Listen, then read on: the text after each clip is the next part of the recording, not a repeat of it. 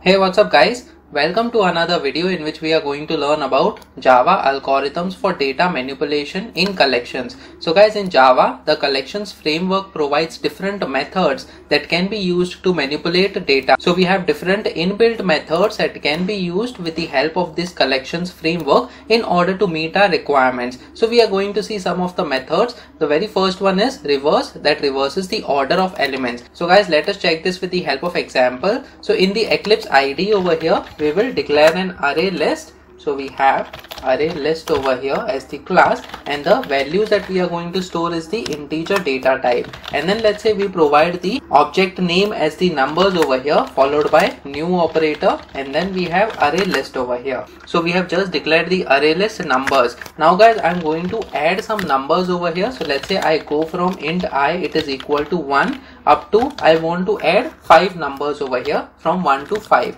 So I, it is less than or equal to 5, and then I plus plus. So using this for loop, I'm going to add the numbers in the numbers array list. So we have numbers array list over here, followed by dot, and then we have the add method that is used in order to add elements in the array list, and then as a parameter I'm going to pass this variable, that is I. So basically the control flow will go 5 times inside this loop, that is I1 to I5, and then all those numbers will get added in the numbers array list, and then we have semicolon. So let me just print the list for you over here. So we have the print statement, and then we can say array list content is followed by colon, and then we have the name of the object, that is numbers over here. So guys, let me just save this file and try running this code now. So as you can see, array list content is 1, 2, 3, 4, 5. So all the numbers are being displayed over here. Now guys, very important thing, how do we reverse these numbers? So basically you can see this reverse method, it reverses the order of the elements. So we have the elements being displayed in the sorted order over here. I want to display it in the descending order. Currently it is in the ascending order, that is smallest to highest. I want to display it from the highest to smallest number. So what we can do is we can use the collections class over here. So we have this collections class followed by dot, and then we have something called as reverse. So as you can see, this reverse method, it takes one parameter that will be of the type list. So we are going to use the first method over here, and numbers is the object that we are going to pass. Now what is happening is it takes the parameter as the numbers, that is this array list, and then it will reverse all the elements inside this array list and store those numbers again in the numbers object. So let me copy this line of code, that is we will print the array list content once again. So array list content, we can say after reversing, so that we can identify that this is the statement that is executed after reversing the array list numbers. So let me just save this file and try running this code now. So as you can see, array list content after reversing, it is displaying 5, 4, 3, 2, 1, that is in the descending order of the numbers. And guys, in this way we can easily use the reverse method in order to reverse the content of the array list. Let us move to another method. Over here we have something called a swap. So it basically swaps the position of two elements in a collection. So let's say I want to swap the first two elements, that is 5 and 4. So 4 should occur first and then 5 should occur. So what we can do is we can again use the collections class over here.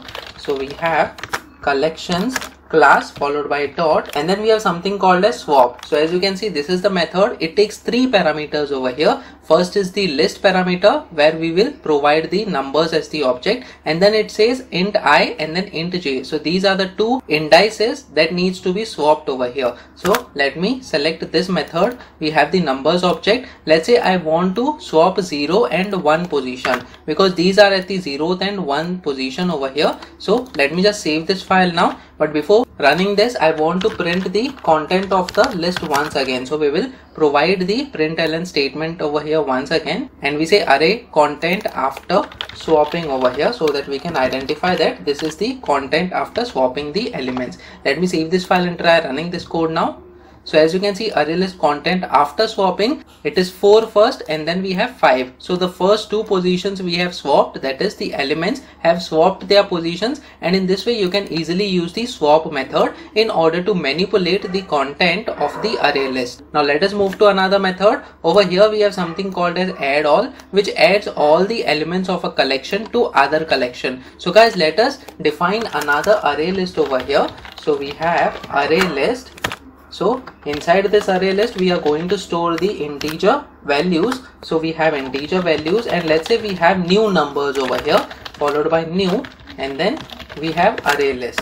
Now guys, let's say I want all the elements in the numbers list, that is 4, 5, 3, 2, 1, to be present in the new numbers. So we can use the addAll method. So we have to use the new numbers object, that is the object that we have created right now, followed by dot, and then we have add. So as you can see, we have add method as well. We have something called as addAll method as well, which takes one parameter over here, which you can see in the third method. The parameter is going to be another array list or another collection object. So we will use this third method, and over here we will use the previous object, that is numbers. So basically what this means is whatever content is present in the numbers, it should be added in the new numbers object as well. So now we will print the content of this new numbers. So we will say content of new numbers followed by colon, and then we have new numbers over here.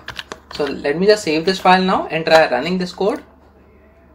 So as you can see, content of new numbers, it is 4, 5, 3, 2, 1, and in this way we can easily use the addAll method in order to add all the elements from one array list, that is numbers, to another array list, that is new numbers. Now let us move to another method. Over here we have something called as fill. So it replaces every element in a collection with the specified value. So guys, let's say we have these 5 elements inside this new numbers, but I want all these elements to be replaced by a value that is 10 over here. So what we will do is we will use the fill method that is present inside the collections class. So we have this collections class followed by dot, and then we have something called as fill. So as you can see, it takes 2 parameters. The first parameter is the list, and the second parameter is the value that you want to fill. So over here I will provide new numbers as the array list, and then over here I will provide the value as 10, so that all these values, that is 4, 5, 3, 2, 1, will get replaced by this specific value, that is 10. So now let me just copy and paste this line of code over here